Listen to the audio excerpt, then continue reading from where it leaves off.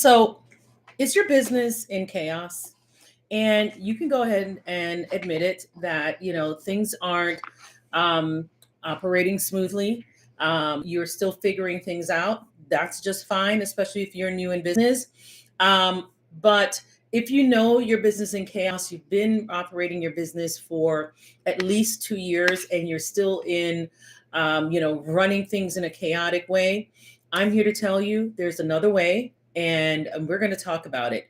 I had an opportunity to find 13 examples to help provides 13 examples of how your business may be of how your business is chaotic. And then I also have 13 ways that you can actually see what the opposite of what that looks like. So I'm going to actually lay out what the chaos looks like, and then of course lay out what a non-chaotic environment is like, what a an environment is when a company is actually generating revenue on a consistent basis. I mean, I realize that there are sometimes market things that are happening in the market that can impact, the rate at which you are able to increase or have consistent revenue. But in those instances when the market is well suited for your services, and that there are people out there that are interested in the services that you're offering as a consultant or as a freelancer, but you're not able to really take advantage of that position, there may be something that's happening in the business that's preventing you from doing that. And one of those things may be business chaos. So um, one of the things to realize is that when your business is chaotic, you are leaving money on the table because you're kind of flying by the seat of your pants. So just know that it's important to address the chaos, not just because it's a better way to operate. It's actually a better way to operate because you will then increase your revenue, and quite frankly, you will have increased clarity. So that actually can come about because there are undefined goals for the business, undefined goals for the business in general, and of course, in terms of what you're trying to accomplish, but even undefined goals for maybe your year or for your quarter, just undefined goals in general. And not only do you not have undefined goals, when you do have goals, they may be vague, and as a result, you don't really have a plan in place to actually achieve your goals. And then let's take that a little bit further, break it down into even farther, into a little further, into little pieces. Is even when you do have a plan, there isn't a process to actually execute the plan, right? So you start with having undefined goals, and then if there are goals, there's no plan to achieve those goals. And then again, let's take it a little bit further, like a little funnel.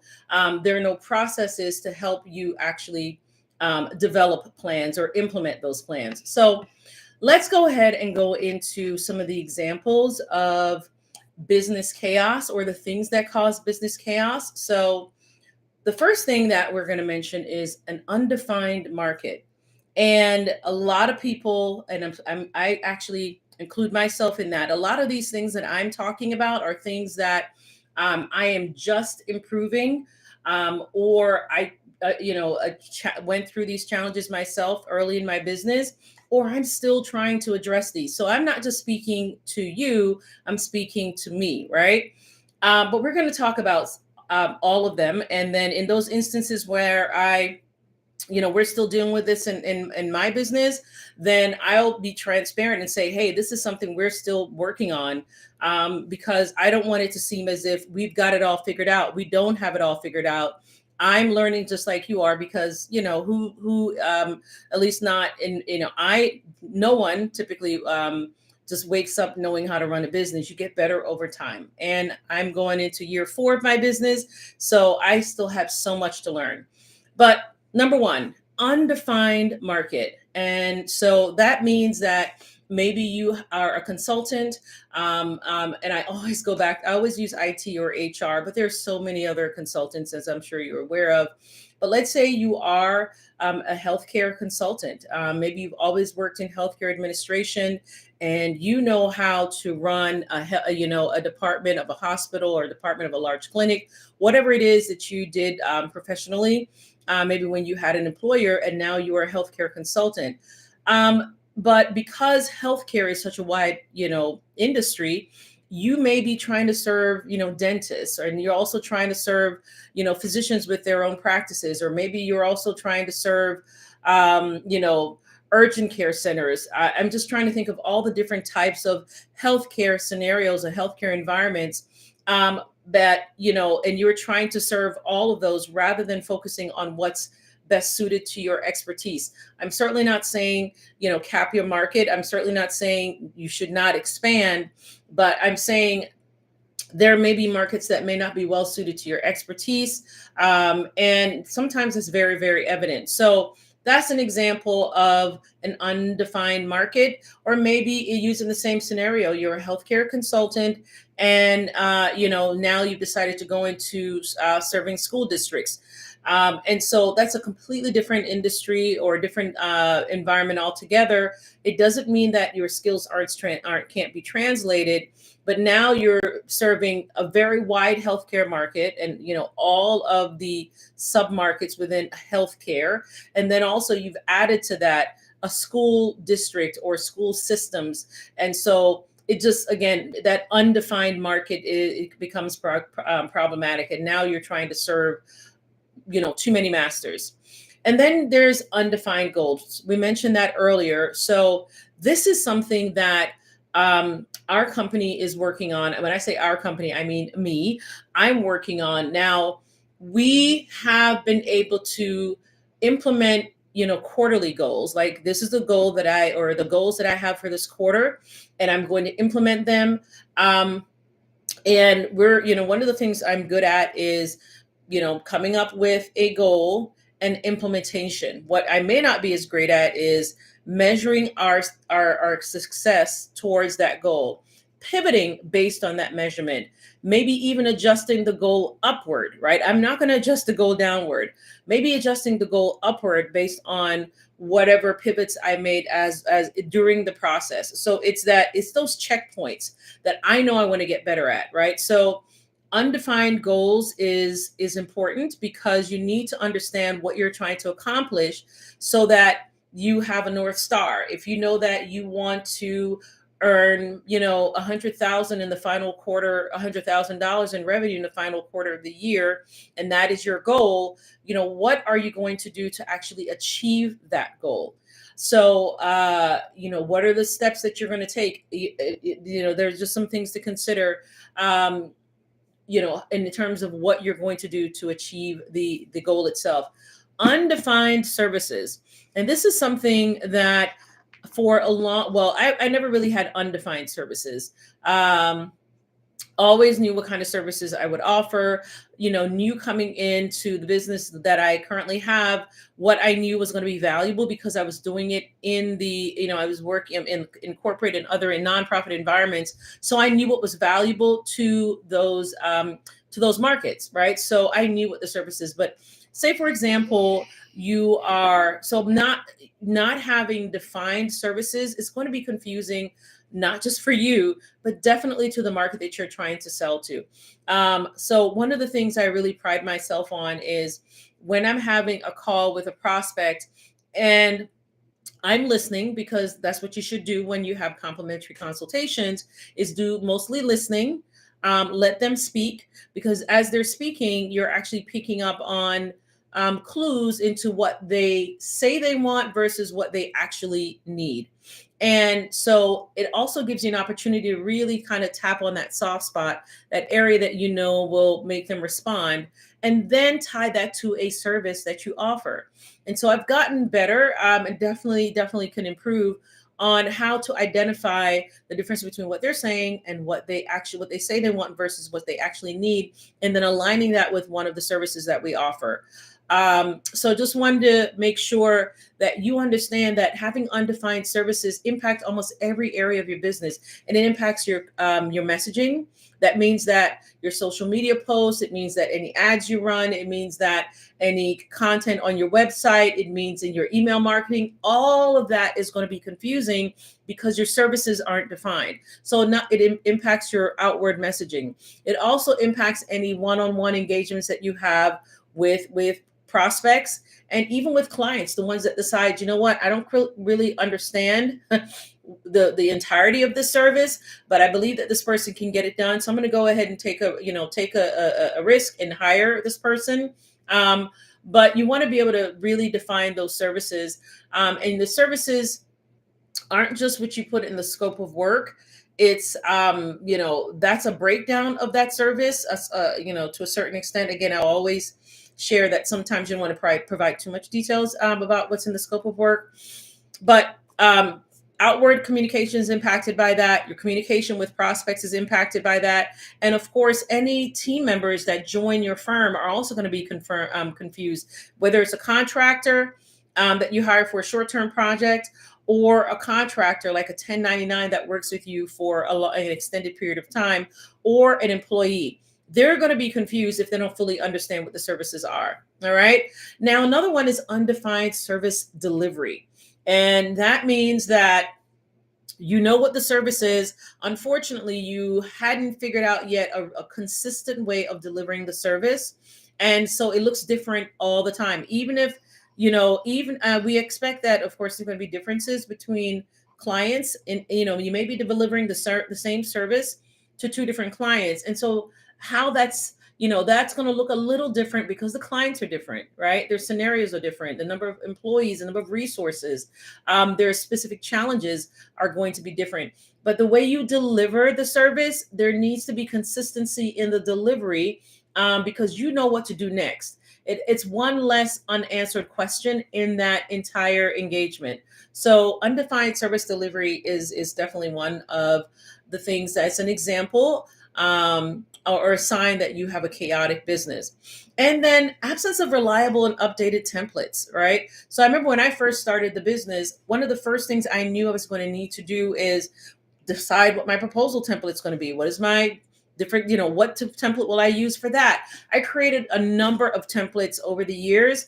Some of them are just documents that I have a document of all of my important numbers. So I have my, not any bank account information, but my DUNS number. I have a document with just my DUNS number, my EIN, my unique entity identifier, the NAICS codes that I use, the SIC code that I use, codes that I use.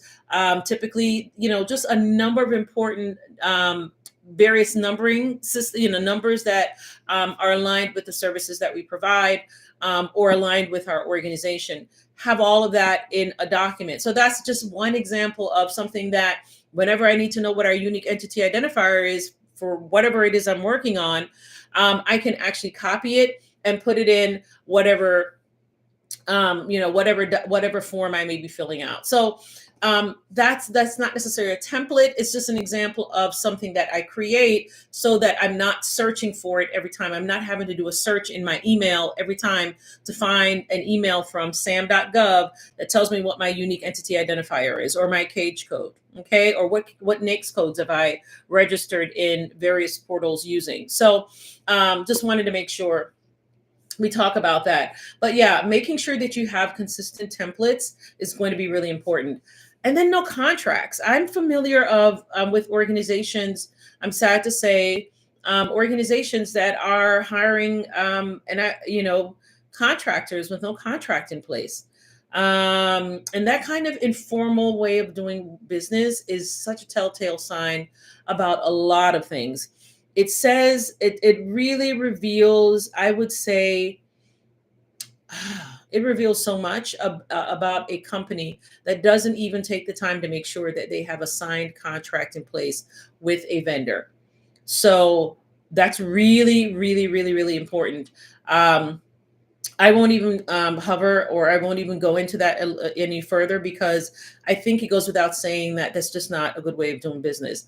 Another one is task prioritization. You have a problem with prioritizing the tasks that you have to complete for the day. That's not my problem. My problem is, I start every single day with a written list in my electronic notebook of everything that I'm trying to accomplish for that day. I start out actually by writing down my meetings for the day so that I don't, and nothing slips by, and I know what to prepare for ahead of time. And then I also write down, some of the other things that I'm trying to accomplish on a client by client. Sometimes it's business management, just a number of little lists that I create. I'm a lister. I like to make little lists, guys. That's why I have a list here of the 13 signs that you may have a chaotic business. So just wanted to give you that example of not being able to prioritize the tasks. One of the things that I've found really interesting and I'm going to get better at is the 80-20 rule. And basically, I'm not going to do it justice by explaining it, but there is actually a book called the 80-20 rule. And the author really breaks down exactly where it came from and how the 80-20 rule can actually be applied to almost any scenario.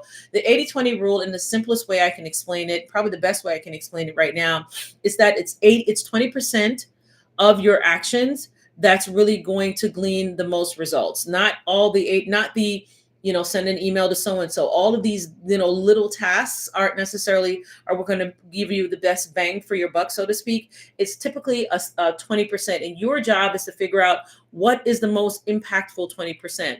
As a CEO of my firm, I'm learning to get better at identifying what that 20% is so that I know what will move the needle on the revenue, what will move the needle on other business opportunities, what will move the needle on getting the speaking opportunities that I want, right? And so those are the things that I'm trying to prioritize in my business now that I have a firm and I have team members that are helping to actually serve our clients. So that's really important, especially when you come from especially when you're a solopreneur, because as a solopreneur, you really do have to do everything. The issue is maybe identifying those days when you're focusing on that really impactful 20%, and then maybe have a day where you're just working on admin tasks, right? Or a day where you're working only on business management and looking at your financials and making financial decisions and thinking strategically about the business. That's what we do, but that's what I do. I have a certain day of the week where all I do is things that are about the business. So I have the team meeting, and then I meet with a finance team that helps run certain reports for me, and I will look at those reports, and then I make decisions based on those reports.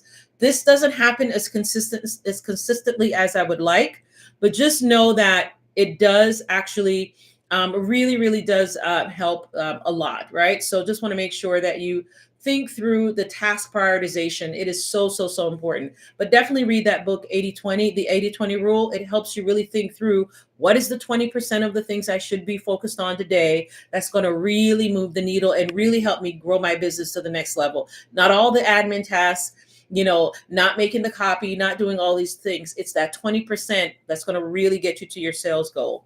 Then absence of any policies and processes, right? So a lot of times we think policies and procedures, we're thinking legal stuff, we're thinking, the boring stuff. So that boring stuff, when you spend a little bit of time on that boring stuff, it makes everything that much easier. I'm going to give you a tip on how to address that boring stuff. This is what we did. This is what I did. So I knew that, hey, I have these, these services that my company is offering. I needed to make sure that if when I leave town and someone else picks up a particular task or start serving a client, and that client is supposed to get this particular service, that my team member can actually go and read the document to know what are we supposed to be doing every time we deliver this service. So what I did was we used to have a tool called Owly. I think it's called Owly. I don't remember. And I literally one day decided, it was actually very late one night, I literally decided I'm going to describe every single step that I take for a particular service, have Owly record it for me, and then whatever that output is, whatever that document is that Owly prepares for me, ask my assistant to type it up into a document and make it look pretty and put our logo, not make it look pretty. Pretty is not what's important, but put it in a structure. And we do have a structure that we use for all of our processes. Another thing that I do is whenever I ask our executive assistant to work on something, it's the first time that she's done it, I ask her, please go ahead and create a process for it So the next time, you know how to do it. I know how to do it if you're not available. Anyone who comes into this role knows how to do it. So it's just a good way to always have, um, written processes. But yeah, definitely use some kind of AI tool, talking to your phone, talking to your laptop, whatever you need to do. Have that AI tool record the audio, give you a transcript, email it to maybe your virtual assistant. If you're new in business, you don't have your own assistant yet, email it to your assistant or maybe an intern and ask them to type it up for you. Bam, you got your processes. All right. Very, very important. Another thing is too little communication. Let's say it's you and a business partner, or maybe you and your executive assistant, or you and maybe a deputy on your team. And you all aren't talking, right? Everybody figures, okay, well, I know what I'm supposed to do. She knows what she's supposed to do. And we'll just figure it out. And then it turns out you're duplicating things. You're communicating with this client about something she communicated with them about 2 days ago. That definitely shows to the client that y'all are not communicating, right? And so too little communication is a problem.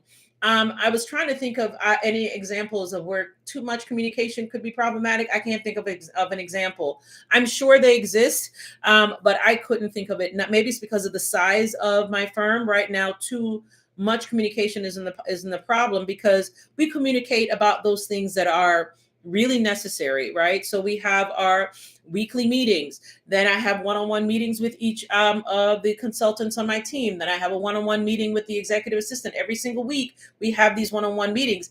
And here's the thing. I was like, okay, well, now we need a meeting between me and the two consultants who are actually delivering some of our services. So that we're all on the same page, and there's coaching, there's guidance, and all of that that's happening with them together rather than just one-on-one. So that's an example of what I think is, for the size of our firm, a healthy amount of communication, just so we're all on the same page about what we're trying to accomplish. And those meetings aren't check it off the list type of meetings. These are meetings where we're trying to bond. There are meetings about, these are the vision and these are the goals that I have for the next quarter. So it's not just meet to talk about everybody just kind of blurts out what they're working on. It's trying to build that relationship, since we are a virtual, we're working virtually. I do have a team member in town and we do meet in person in the office every now and then, but just wanted to make sure that we really think through how important communication is. And then what about inability to adapt to changes? Now, here's an example that I think we're very, very familiar with. And we've probably seen it on shows like, I can't think of that show where you have these 4 or 5 business people.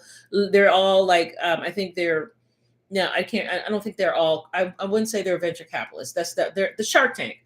So you always hear these examples of people saying, if I get this investment, this $1 million investment, I plan on, ramping up our manufacturing plant so that as we get this guidance from you, we'll know exactly what to do, so that as our business ramps up and the demand ramps up, we now have systems in place and manufacturing systems in place to be able to meet the demand. So when we say inability to adapt to changes, that's just an example of an inability to adapt to changes. So say, for example, you have these 6 services that you're offering. Something has happened in the market that impacts your ability to offer, let's say, service 6 for whatever reason, right? How do you pivot so that you aren't losing clients that may be interested in service 6? What are the things that you can do maybe with the remaining 5 services to really still be able to serve those clients?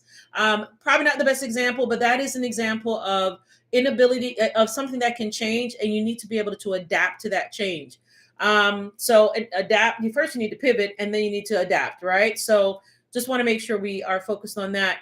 And then no automation. Oh my God, I can spend a lot of time on automation, because automation has saved my sanity. And I'm gonna give you an example of how it saves your sanity. When I first started my business, I would constantly get emails from people who are interested in our services. Nobody has a problem with that. I don't have a problem with that. I love it, in fact, right? But I was one of those people that would keep the inbox open, and I'd be working on a client deliverable. And even though I turn off all my notifications, guys, I don't have any notifications on my phone, not for text, not for emails, not for anything. Because as I shared with someone earlier, if I had all my notifications on, I'd go batty, because my emails are coming in at a constant flow. I have text messages, personal and business. I have, we're all getting these calls from people trying to buy all of these different scenarios. But I just wanted to give you an example of how, when those emails would come in, I would be tempted, because I'm a taskmaster. I'm always trying to get something done. I would be tempted to pause working on that client deliverable to go ahead and respond as quickly as possible, because that's a new business prospect, right? So I want to respond to them while they're probably still sitting in front of their laptop. So what I'm doing is allowing myself to be distracted. What does automation do? I have a number of automations in place, but I'm going to explain one automation that will be very helpful. So now when they come to our website, instead of them showing up immediately instead of them showing up in my inbox, which they still do, there are several automations in place that automate a response to them. And in that response are links for them to then take the next step. And so that's an example of me not having to allow myself to be distracted, or anyone on my team to be distracted. There are automations working in the background to do what I would have done, right? So when you automate your certain things in your business, you're trying to automate those things that are repetitive tasks that can be automated. It doesn't need to be done by a human. You need to set it up. A human needs to set it up. A human needs to, check everything to make sure it's set up properly and it works fine. But once it's set up, it's constantly working in the background to do what you want it to do. So automating certain services is a huge, huge way to save time and make money, because not only are you able to work on a current client's deliverable and get that done, right? And of course, probably be able to get that second half of your retainer, whatever the case may be, sooner. But it also helps to, in the case that I provided, there's an automation working in the background to make sure that those prospects are getting responses and have an opportunity to respond and set up a meeting. And so that means more opportunity to get more prospects in for complimentary consultations without you having to lift a finger. Automations are amazing.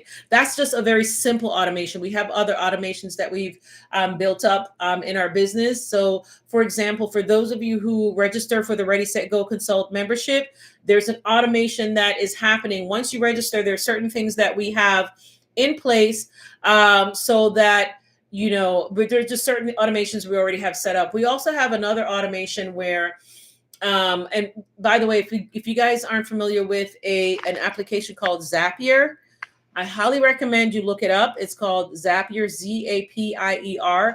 And Zapier, what it does is it takes application A, finds a way to connect them so they're working together with application B. So for example, it can take Google Chrome, right? Create a Zap, right? An automation in their system is called a Zap that maybe works with, I don't know, your Amazon order. That's not the best example. I'm giving an example of two different companies, two different systems. And you use Zapier to connect the two. So you may say when an email comes in from, or actually when you place an order through Amazon, create a Zap that automatically sends an email to whoever, right? So that's an example. Again, not the best example, but I just want to give you an example of how you can use automation, and Zapier being one of the tools you can use to do that. And then number 13, not using applications best suited for your business.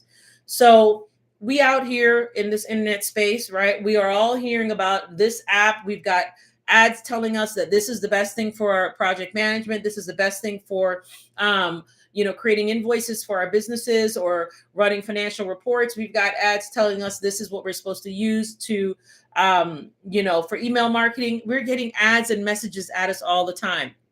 It's your job to filter through those ads and figure out which application is best for your business, which application is actually meets your needs, right? So if there are 5 or 6 different email marketing systems to choose from, which one are you going to choose? You're going to choose the one that the ad tells you is best, or that your girlfriend told you is the best because she has a so-and-so business. You're going to actually find out which one is best for your business.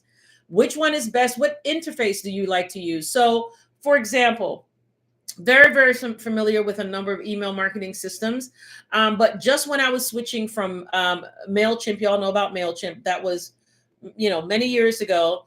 Just when I was transitioning from MailChimp, I started using this service called Flowdesk. And I really like Flowdesk. I'm familiar with a lot of the others, ActiveCampaign, and I can't remember the other one, and I may even consider shifting to one. But as of today, I use Flowdesk, really like using it. Very simple. I call it the iPhone of email marketing, because the interface is really clean. The designs are really beautiful and and visually appealing. And it's just, almost too easy. I mean, to the point where I'm like, all I'm seeing is a white screen. What I'm supposed to click, right? And then you see the 3 little lines in the corner. I'm like, oh, that's right. The menu was up underneath those 3 little lines. Very clean, very streamlined. But that's an interface that I like because I don't have a lot of things coming at me, right? So that's what I mean by making sure you use an application that's best suited to you. Maybe you've heard that you should use FreshBooks, and somebody else said you should use QuickBooks, or another person said you should use some other system. Find out which one works best for you, because otherwise you're going to be using a system that is going to slow down your effectiveness, slow down your ability to get things done quickly. So I said what I was going to do is tell you what are the examples or the things that can cause business chaos. So we're going to go ahead now and go back and quickly go through the things that can actually increase revenue and clarity. So number one, I said not having a defined market is going to definitely cause business chaos, because now you're trying to serve all the people, right? But if you have, if you figure out a defined market, especially when you're new in your business, exactly who are you trying to serve, exactly what service can you provide to them, you're going to increase your revenue, because you're going to know exactly what to say in your marketing and all of your external communication. You are going to know exactly who to target, who to actually, network with, because now you know exactly who your market is. And that's why it leads to increased revenue and increased clarity, right? Because now you know exactly what your market entails. You're not trying to serve all the people. Undefined goals. You can increase revenue when you have a defined goal, because again, I'm one of those people that believe that once you have a stated goal and you're very clear on that goal, that's the first step towards achieving it, because at least you've stated it and you've made a decision that that is your goal, right? So when your goals aren't undefined, what are you working towards? So if you have a defined goal of $100,000 in the fourth quarter of 2023, then at least you have something that you've stated you want to accomplish. And obviously just having a goal is not enough. You then also have to have a plan to achieve that goal, but you won't develop a plan to achieve the goal if you don't have a goal, right? So being the saying you want an additional 100,000, developing a plan, and then of course working your plan to actually achieve the goal is going to lead to increased revenue and clarity, rather than kind of winging it and basically responding and being reactive to people coming and checking in with you, rather than you saying, I have a goal. In order for me to meet that goal, here's my plan. Part of my plan is to go out and actually find those clients who are going to help me reach that goal. It all starts with the decision. All right. Now, undefined services. We've talked a bit about not having undefined services. If your services are these 8 things this week, and then 2 months down the road, you find out that, the market is really liking this service, so I'm going to go ahead and change everything up and really focus on that. Then your communication, the things that you're communicating, and people pay attention to the leaders of companies because they want to know what you have to say. If they're looking for a solution, or maybe be in the market for the solution, they're really paying attention to what you're communicating. That's all they have. If they go to your website, they go to a landing page, they look at your social media, whatever it is, and they see that there's some inconsistency in the things that you say you can do for them, then they're not going to hire you. So you're not going to have the increased revenue or the clarity because you don't have the clarity to be able to clearly communicate to them what you can do for them in the form of your services. Undefined service delivery process, as I mentioned before. If you don't have a process in which you provide services to your clients in a consistent way, and when you deliver the services to this client, it looks this way. You may do this first, and then that second, and then that third. But when you serve in this other client, you doing it the opposite way. As I said before, I understand that clients may have different starting points, but if you have a sequence in the way that you deliver the service and it's written down, and it's an actual process that you've developed, it just really helps with consistency. And again, it also helps when somebody else comes on your team. You got people coming on your team and you don't have written processes, that is a problem because they don't know whether they're coming or going. You don't know whether they're coming or going because now you're trying to keep up with the 5 different approaches that you've used in the past for the same service. All right. And then absence of reliable and updated templates. As I said before, when you're early in your business, you're going to spend a lot of time trying to figure out what templates to use for different scenarios. And sometimes you just, over time, you have to update them. So, for example, we have a document of all of our client references, and we include them in different scenarios for different situations. And we even have different versions, not a whole bunch of them. Like we have a certain service we provide. So I do have a set of client references that are specifically for that service. I have that same document with all of our client references. Every now and then I have to add new references, right? Because it's important to keep tabs on that. But that's an example of a document that I update as needed so that when it's time for me to send out a proposal, I have the most up-to-date client references list. If you don't have your client references list, get one. Because you will be asked sometimes by clients to provide references. Now, if you have not so great service delivery system and you're not clear on your services, it's going to be hard for you to get client references because clients are going to be less inclined to give you a reference and advocate on your behalf or provide referrals because they want to make sure that if they're going to refer a client, another person or company to you, that you're going to, provide them with the service that they want that person to be able to receive. And so just want to give you an example of that. Again, no contracts in place, just hiring someone saying, that's my friend, I know they can do graphic design, so I'm gonna go ahead and have you start. No contract, no deadlines. There may be deadlines, but it's no contract. There's no clarity on the kind of quality assurance that you're going to make sure that they adhere to. I'm going to give you an example. So sometimes we work with grant writers, right? So our firm is a grant consulting firm. We don't just do grant writing. We do grant management, grant compliance, grant management training. We do a number of things. But sometimes we work with outside grant writers, and because they know that your company is the face of this project that you all are working on together, let's say for a university or some client, I have been in instances where they're not checking their work before they send it to me. Right? This happened early in my business. So what did I do? I now put in all of my contracts with grant writers that if our team is having to spend time correcting errors, right? And I am going to, and we do make sure that if we're correcting errors that we have, we're doing track changes so they can see all the errors that we had to change. If we have to spend more than, let's say, 10, 15 minutes, and I only give 10, 15 minutes because sometimes we're working on 40, 50 page grant proposals. If we have to spend more than 15 minutes on making corrections and all of that, then we're going to actually, deduct a certain amount from their final invoice. So just giving you an example. All right, we're gonna keep it going because we're running out of time. It's 38 minutes, and I want to go into some of the things to do to make sure that you start moving towards increased revenue and clarity. Task prioritization. You figure out how you want to prioritize your tasks. I told you what I do. I still do it the old-fashioned way. I start my day every single day with my and I start a list, and that list helps me develop what the priorities are for the day. That list also helps me figure out what am I going to delegate, right? So I just need to be able to take everything that's in my head, put it on in my electronic notebook, and then go from there. That's how I prioritize my tasks. That's how I start my task prioritization. As I said before, I'm starting to learn more about that 80-20 rule so that I'm prioritizing those tasks that are really going to move the needle in terms of increasing business revenue, helping us achieve the growth goals that I have in place. And, but it's not going to happen if you're just allowing it to just come off the top of your head and you're responding to emails all day. You have to you got to figure out whatever process works best for you. I already just told you what works for me. Absence of policies and procedures. Again, I gave you guys tips on how to actually create your first set of policies and procedures.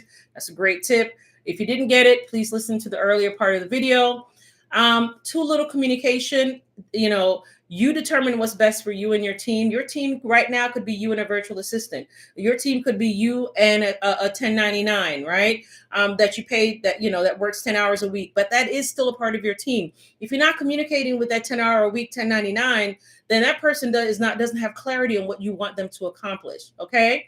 So that's just an example of too little communication. If there's no clarity on what they want you to accomplish, then that means that you're not going to actually be able to achieve your revenue goals as quickly because you hired that person at $10 an hour to actually help you achieve goals, complete deliverables. And if you're not communicating effectively, unfortunately, that slows down your ability to actually, or maybe even eliminates your ability altogether to be able to, pull in that revenue that you were expecting. Inability to adapt to changes. Again, we've talked about that. And, the fact of the matter is sometimes, and I know this has happened in my company. Like I said, I'm going to be transparent about those things that I'm still working on. I remember when I put a certain lead generation process in place. And what did that mean? That meant that, and that lead generation process was very effective. Now, what does that mean? That means I have to adapt, right? And my company has to adapt to the increased interest in, or the increased warm prospects that are coming as a result of this new lead gen process. And so we had to adapt. So it took some time. It was challenged, but what does that mean? That means that leads to increased sales because I now have more touch points, more one-on-ones, more ability to talk to people who are interested in our company services. So that's what I mean, making sure that you can actually adapt to either an increase in demand or some other change in your business. But if you're not able to do that because your business is chaotic, then, again, it puts you in a very unsustainable position. No accountability. We didn't talk much about that, but that goes without saying that, there definitely needs to be accountability in your business. We talked about not having automations. You're still trying to do everything, the old way, the manual way, which is, taking you away from, again, the 20% that of your time that's really going to move the needle in your business. And not using applications best suited for your business. As I said before, find out which applications work best. We have something called the Ultimate Consultants and Freelancer Starter Kit, and it is a starter kit of a number of applications that are grouped together. So what we did was we took, let's say, 8 of the top web hosting services and basically put them in the starter kit. Your job is to just click on the links in that starter kit to figure out, okay, which one of these web hosting companies do I want to actually use for my website? We put together all of the, financial management software. Let's say the top 5 of them. All you have to do is click. We put together all the proposal development software. So a lot of the things that are specific to consultants and freelance businesses, we put in the starter kit. Group them together, provide some, language about the importance of these types of applications so that you can then easily just click and see which one works best for you. You're not having to Google. What we're doing is saving you time. So, and that's really important because, your time, especially as a consultant, you learn how important your time is because everything is tied to you and your team's time. So, we're going to try to round this out because it's 43 minutes in. Now we're going to talk about some ways to eliminate the chaos. And y'all, I believe in starting with the basics. I truly believe in starting with the basics. First, you got to, what are some of what is the reason why you went into business? what is the skill set that you bring to the business that you think is really marketable?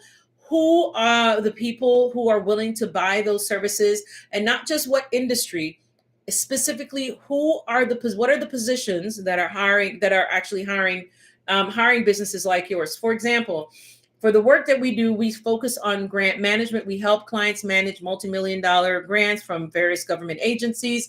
We are also specialized in grant compliance. I just said multi-million dollars and I said compliance.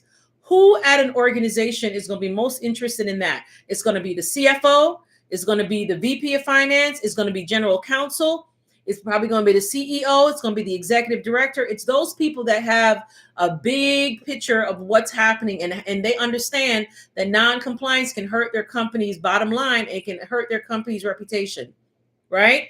So that's how, and also I was able to verify that by looking at who my primary contacts have been for all of our clients. So, at all of our contracts so far.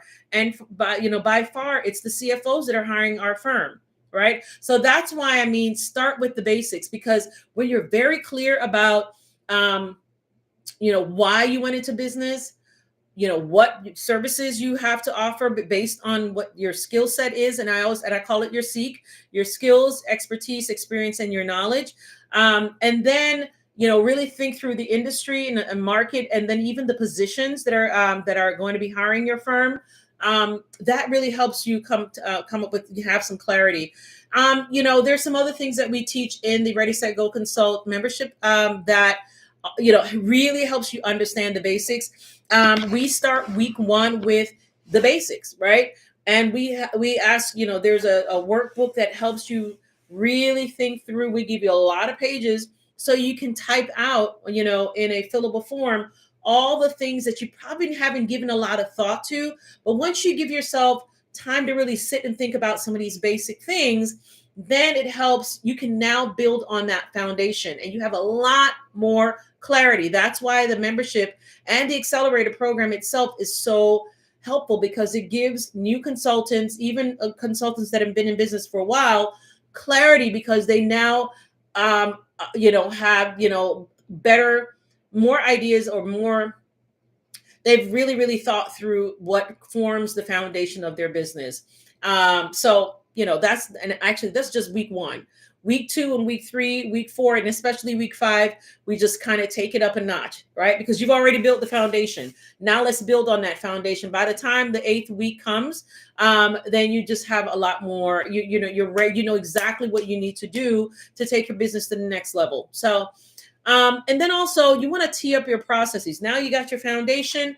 What are the processes you're going to put in place to help to build that foundation? What are the templates? What are the actual written processes that you want to list out? Like if you're going to be delivering a service, literally create a list of everything you do to deliver that service, so that for whatever reason you get sick and a team member needs to take that on, that team member can actually go look at the document and figure out exactly what that person needs to do. Of course, they may need to adjust and adapt based on that particular client, but at least they have some kind of guide or some kind of guidance. Refine your documents. I just explained to you how we have to sometimes update our client, our client references. We have something called a capability statement that we update. And this is something that those of you are in the government contracting place are very familiar with. We have presentations and slide decks and pitches about our business. That stuff has to be updated.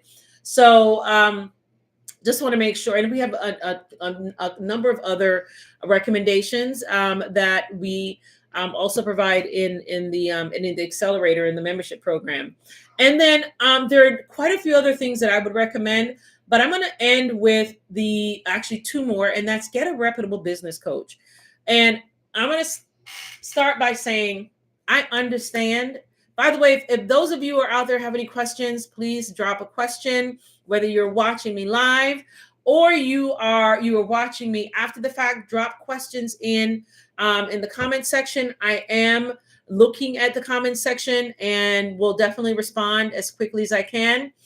Now, I know everybody's talking about business coaching. Everybody and their mama is a business coach. I'm aware of that. This is the example. This is what I'm going to say. I have a business coach. I'm in a mastermind program, and I know for a fact that had I not been in that program around these amazing business women who are way beyond what I have achieved, I would not have been able to achieve the things that I've been able to achieve because they serve as an example of what I can achieve. They, in those meetings, I'm learning, oh, one of the things you should probably do is when you are, invited to speak at a conference, you should also have an exhibit table. I mean, maybe that's common sense for y'all. I hadn't even thought about that because I was like, okay, well, I'm getting all this exposure as a speaker. I didn't think, oh, maybe I should, I mean, giving you examples of some of the what seem like small details, but very impactful things. And so get yourself in a community where you can actually learn from others. They may be people at the same level as you are, but maybe they've tried something with just a slightly different approach. That may be that thing that makes your business, really take off. So just want to make sure that you're really, really thinking that through. But yeah, let's go back to that business coach. Get yourself a reputable business coach. What is reputable? I mean, reputable meaning they have the goods, right? They have the experience. They have years of entrepreneurship experience. They can cite business metrics that are applicable to your business and give you examples of how you can achieve some of those metrics. They're not just people that make you feel good or pat you on the shoulder. They literally have strategies that they can recommend off the top of their head sometimes about what will be able to really make your business take off. I remember my business coach, making the point, and she's made this point a number of times that, getting to some of the business goals you have is just a matter of math. It's all simple math. And once she clarified some of that math for me, I was like, really? In order for me to do this, all I need to do is this and then do this. And then it made it so much clearer. Okay, if I want to get to this goal, then what I need to do is this particular service. If I can get X of these, or even this particular service, I can get X of these every month, paying me a certain retainer fee, then I can actually meet that goal. So I became very, very clear on the kind of service I want to prioritize in terms of my selling and promoting, right? Because I know that's what I want. So just giving an example of having a business coach that knows what they're talking about and how that's important. We're not getting, business coaches that function as, part-time therapists, right? We want, or part-time, people who are, that make us feel good. We want people that challenge us.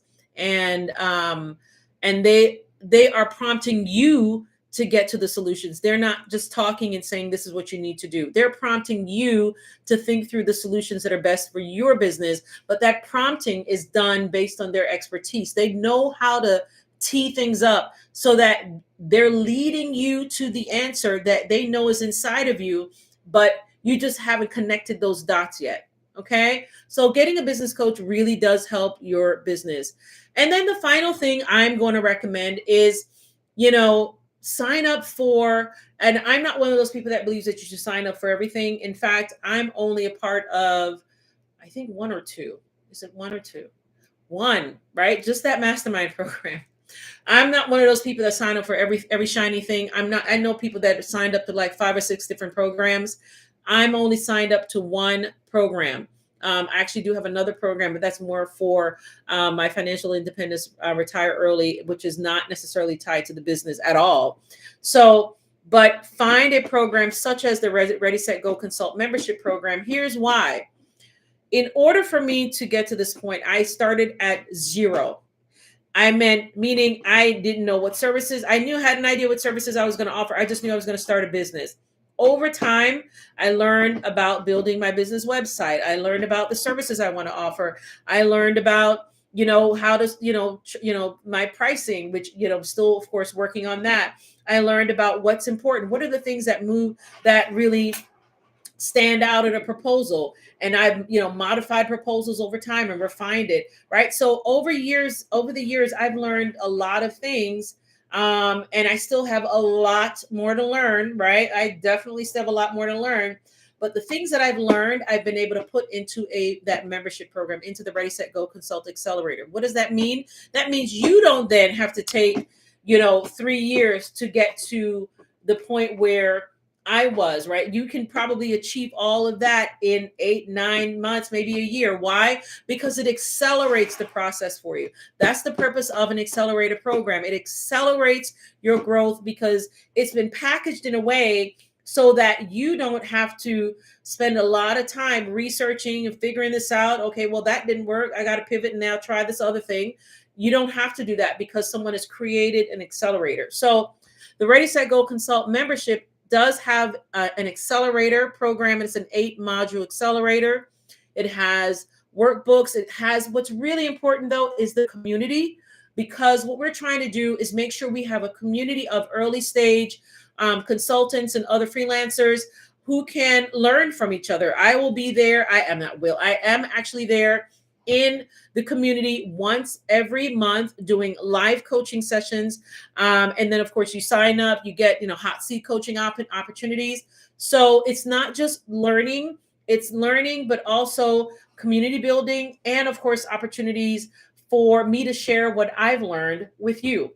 And of course, we are offering the membership right now. If you go to Ready, Set, Go Consult, as a matter of fact, if you're watching this in the, as a recording, at the very, very top of the comments, very, very top of the details, you'll see the Ready, Set, Go Consult website. Please check it out and look into joining the membership. We are going to close the doors to the membership effective January 15th. So just know that between now and January 15th, that's your window of opportunity to be able to join the membership. What's so fantastic now is that you get to join the membership at a reduced fee. And that's already factored into the information. So once you go through, learn about it, and decide, yes, I want to register, reductions already applied to the cost. And that reduced fee goes away December 31st, right? So just want to make sure you all are aware of the membership and what it actually entails. So it's an opportunity to accelerate your growth rather than spend 3 years doing what I did, which was to figure out everything little by little. I do have to also give credit to the mastermind that I'm in. That mastermind is really, not just because I'm in the mastermind and I'm meeting and around these amazing business women, and I mean, multi-millionaire business women. I'm in a mastermind with women who are multi-millionaires, right? And I'm learning from a multi-millionaire. And so you just imagine being able to pick the brains and learn from people who are where you want to be and how important that is.